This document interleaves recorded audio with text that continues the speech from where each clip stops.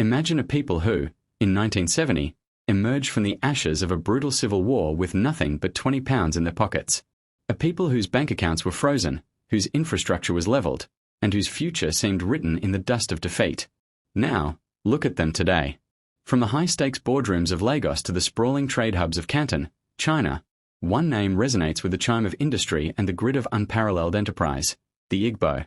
But how did a decentralized group of forest dwellers become what many economists call the most successful business engine in Africa? Is it a secret code of conduct, or an ancient system of survival?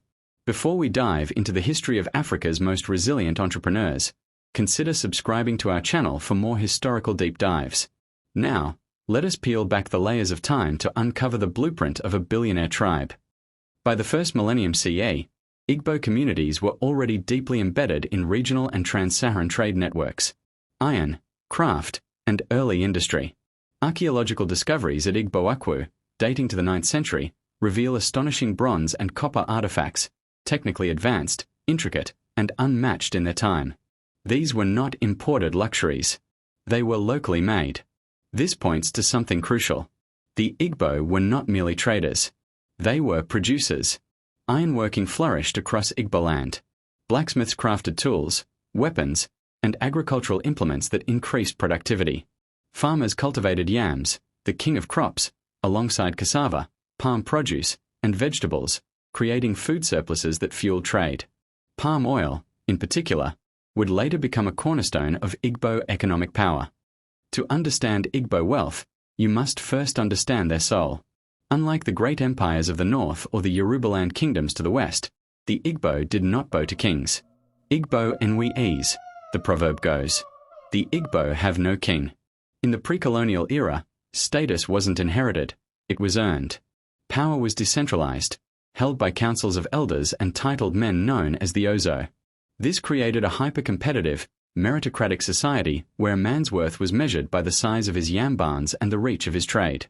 By the 18th and 19th centuries, the Igbo heartland was already a commercial nerve center. They didn't just farm, they manufactured. They worked iron, spun cotton, and dominated the palm oil trade, the green gold that fueled the Industrial Revolution in Europe.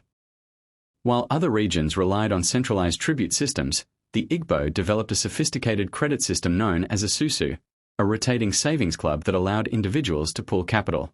It was microfinance, centuries before the term was ever coined.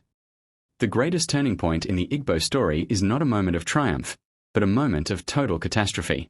The Nigerian Civil War, ending in 1970, left the Igbo, then the core of the secessionist state of Biafra, utterly broken. The Nigerian government issued a policy that remains a scar in the collective memory. Regardless of how much money an Igbo person had in the bank before the war, they were given only £20 to start over. Sound of a low, samba cello. The screen shows black and white footage of ruins, then transitions to a man carrying a heavy load on his head through the mud. Imagine the ambition of a doctor, a lawyer, or a merchant, reduced to the price of a few bags of salt. But it was here, in the shadows of poverty, that the Igbo economic miracle began. They didn't wait for a Marshall Plan. They didn't wait for government aid. They turned to the only thing the war couldn't take, their kinship.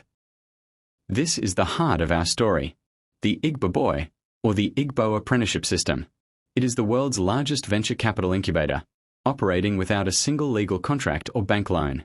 Scene shifts to a crowded shop in the Alaba International Market. A young boy watches an older man negotiate a deal. The structure is simple but genius. A successful businessman, the ogre, takes a young boy from his village. For 5 to 7 years, the boy works for the ogre.